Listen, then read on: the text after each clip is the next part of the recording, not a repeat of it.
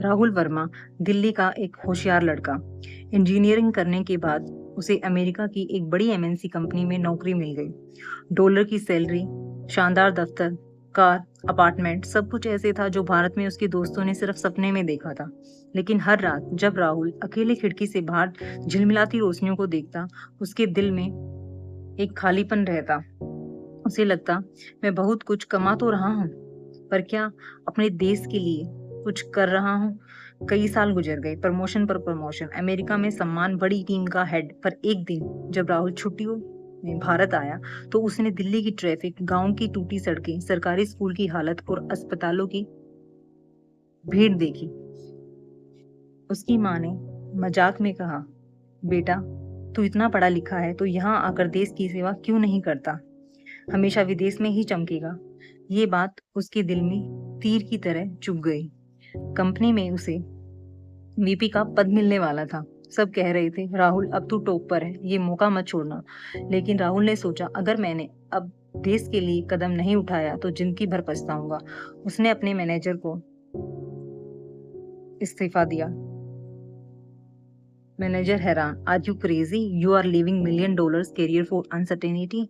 राहुल बस मुस्कुराया, yes, for my country. Bharat लौटकर राहुल ने यूपीएससी की तैयारी शुरू की। सुबह 5 बजे उठकर अखबार पढ़ना, दिन भर किताबें, रात को नोट्स बनाना। उसका दिमाग तेज था, लेकिन 10 साल बाद पढ़ाई की आदत छूट चुकी थी। पहली बार प्रीलिम्स में वो फेल हुआ। लोग हंसे, देखा अमेरिका से आया है, आईएएस बनना बच्चों का खेल समझता था। पर राहुल ने हार नहीं मानी। उसने कहा, फेल होना हार नहीं है, रुक जाना हार है।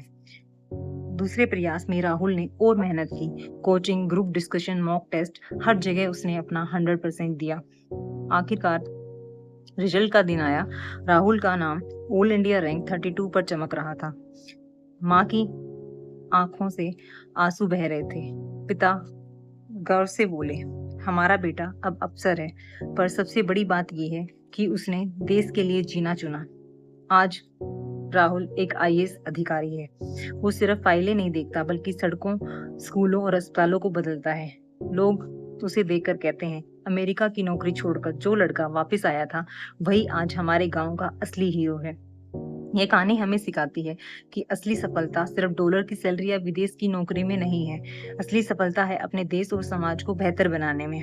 राहुल की तरह अगर हम भी अपने ज्ञान और अनुभव को वतन के नाम करें, तो हर भारतवासी आईएएस बने बिना भी देश का अफसर कहलाएगा।